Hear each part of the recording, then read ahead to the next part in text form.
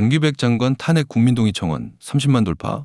현재 관리되고 있는 이 병적 기록상에는 실제와 다르게 되어 있습니다.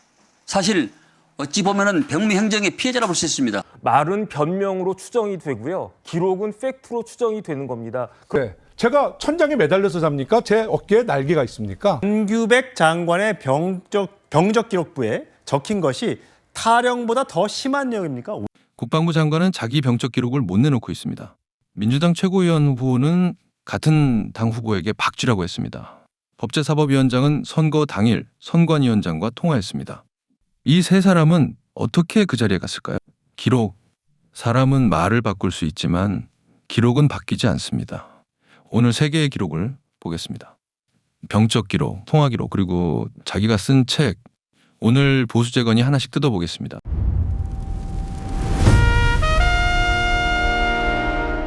안규백 국방부 장관은 1983년 11월 전북 고창에서 방위병 복무를 시작했습니다. 당시 정상 복무 기간은 14달, 1985년 1월에 전역했어야 합니다.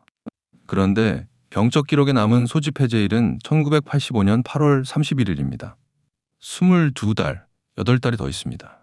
야당은 기록을 공개하라고 했고 장관은 아직 내놓지 않았습니다. 그 사이 탄핵 국민동의 청원은 30만을 넘었습니다. 오늘 보수재건이 하나씩 뜯어보겠습니다. 안규백 국방장관이 방위병으로 복무하다가 군무에서 이탈했고 그래서 징계를 받았다는 의혹이 다시 불거졌습니다. 야당에서 병적 기록을 공개하라는 요구가 또 나왔지만 안 장관은 정상적으로 복무를 마쳤다. 장관 본인의 설명은 이렇습니다. 현재 관리되고 있는 이 병적 기록상에는 실제와 다르게 되어 있습니다.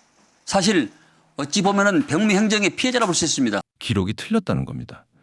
전역한 뒤 복학했다가 복무 기간이 부족해 다시 전역하는 과정에서 22달로 잘못 적혔다는 설명입니다. 그런데 여기서 첫 번째 급소가 나옵니다.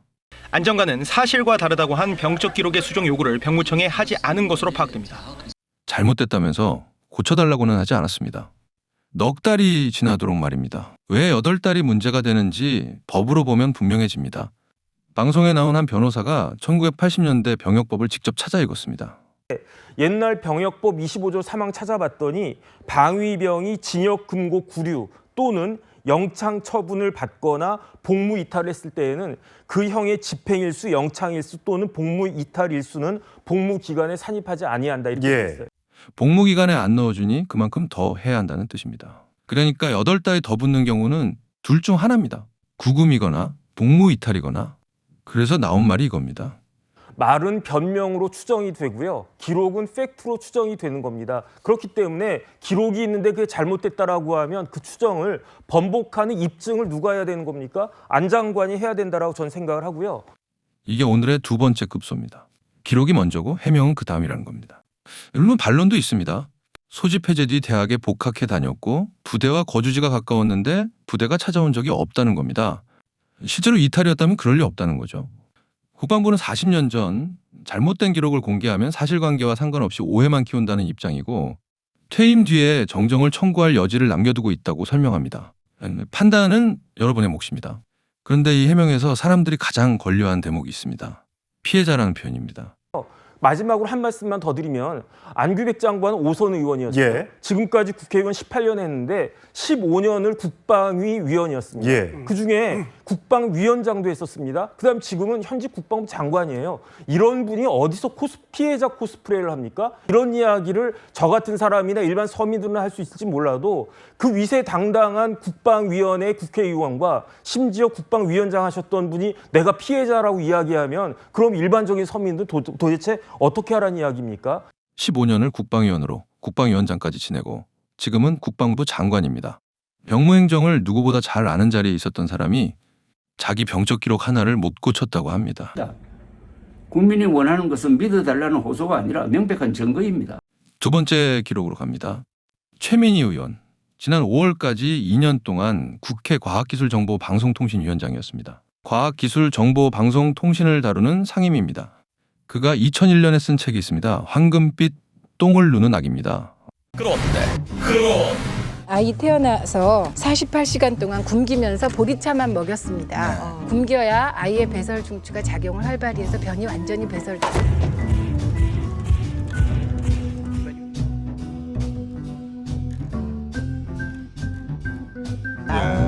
요 100번 발가벗겨두는 요법은 심장을 튼튼하게 해주고 장애 운동을 촉진시켜서 태변이 빠지도록 도와주는 요법입니다. 그리고 진행자가 위험하지 않냐고 묻자 이렇게 답합니다. 위험하게 느낄 수도 있구만. 전문가들이 이제 이런 것들을 좀 의학적으로 연구해 주셨으면 하는 거예요. 아직 의학적으로 연구되지 않았다는 걸 본인도 알고 있었던 겁니다. 제가 분명히 해두겠습니다. 안 쓰고 아이 키우기 카페를 만든 사람은 최 의원이 아닙니다. 그건 다른 사람이고 그 운영자는 별건으로 유죄 판결을 받았습니다.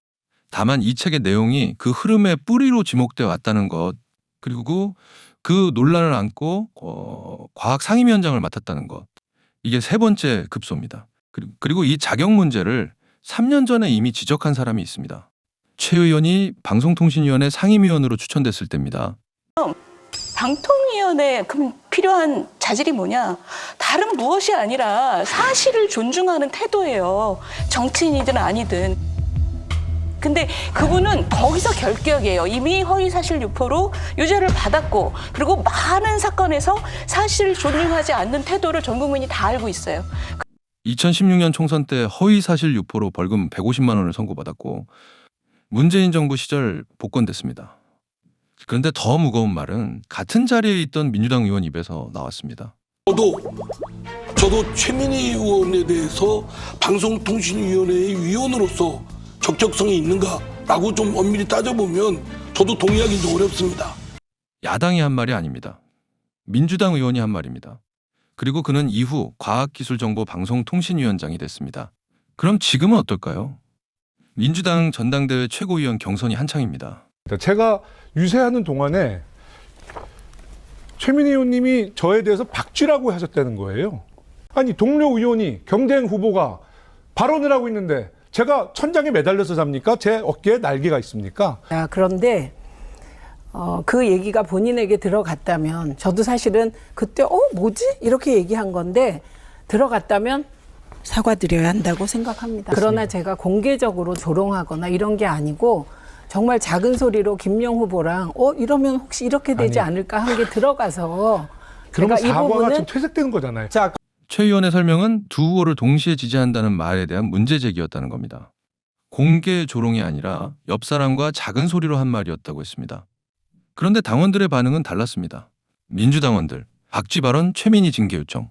야당이 문제 삼은 게 아닙니다. 같은 당 후보가 항의했고 같은 당 당원들이 징계를 요청했습니다. 자, 세 번째 기록입니다. 서영교 법제사법위원장. 지난 6월 3일 지방선거 본투표 당일 오전 9시 39분 서 위원장은 당시 중앙선거관리위원장에게 전화를 걸었습니다. 선거당일 국회의원이 선관위원장에게 사적인 통화로 민원을 넣은 것 자체가 몰상식한 처사입니다. 본인 지역구에 복수의 민주당 기초의원 후보들이 출마한 점을 감안하면 이는 단순한 민원이 아니라 청탁으로 볼 수 있습니다. 서 위원장은 정면으로 반박했습니다. 이중기표가 있어서 무효표가 수천 표씩 나온다. 그러면 한 정당에서 가나 후보 또는 가나다 후보 이렇게 나옵니다. 그러면 사람들은 잘 몰라서 가나 2명에게 찍는 경우도 있고 가나다에게 찍는 경우도 있습니다. 이러면 무효가 됩니다. 그 시각은 6월 3일 오전입니다. 이 이중기표 방지 대책을 요구하는 게 청탁입니까? 여기서 시점을 정확히 봐야 합니다. 통화는 오전이고 투표용지가 모자라 대기가 길어진 사태는 오후입니다. 서 위원장은 이 둘을 붙여 자신이 원인인 것처럼 말한 게 허위라며 법적 조치를 예고했습니다. 방송에서도 의견이 갈렸습니다. 이중기표 안내는 여야를 떠나 필요한 지적이고 국회의원으로서 할 일을 한 것이라는 의견이 있었고, 반대로 수능 당일에 담임교사가 출제위원에게 전화하지 않는 것처럼 선거 당일만큼은 연락을 피하는 게 상식이라는 지적도 있었습니다. 쟁점은 통화 내용이 아니라 그날 그 시각에 전화를 걸었다는 것입니다. 판단은 여러분의 몫입니다. 여기서 한번 정리해 보겠습니다. 세 사람이 맡은 자리를 나란히 놓으면 이렇습니다. 국방부 장관, 본인 병적 기록 미공개, 전 과학기술정보방송통신위원장, 의학적 근거 없는 육아서 저자, 법제사법위원장, 선거 당일 선관위원장 통화. 국방을 맡은 사람은 자기 군 기록을 못 내놓고 과학을 다루는 상임위를 맡았던 사람은 검증되지 않은 육아법을 주장했고, 법을 다루는 상임위원장은 선거 당일 선관위원장에게 전화를 걸었습니다. 공교롭게도 자리와 이력이 정확히 어긋나 있습니다. 그런데 더 중요한 건 이 문제가 전부 임명 전부터 알려져 있었다는 겁니다.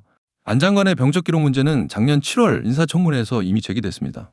최 의원의 자격 문제는 3년 전 방송통신위원 추천 때 제기됐습니다. 서 위원장의 통화 논란은 법사위원장 재선임 전에 나왔습니다. 몰라서 안 친 게 아니라 알고도 안 친 겁니다. 따져보면 저도 동의하기 좀 어렵습니다. 그래서 남는 질문은 이겁니다. 민주당은 사람을 어떤 기준으로 안 치는가? 전문성이 기준이었다면 이 조합은 나오지 않습니다. 그럼 무엇이 기준이었을까요? 그 답을 지금 전당대회가 보여주고 있습니다.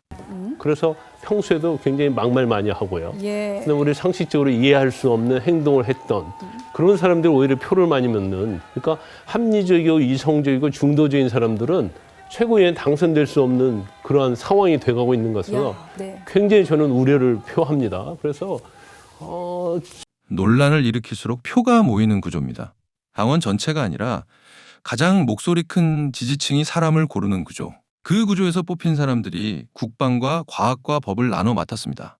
이게 오늘의 네 번째 급소입니다. 개인의 흠결이 아니라 사람을 고르는 방식의 문제라는 것. 세 개의 기록을 하나로 묶는 문장이 있습니다.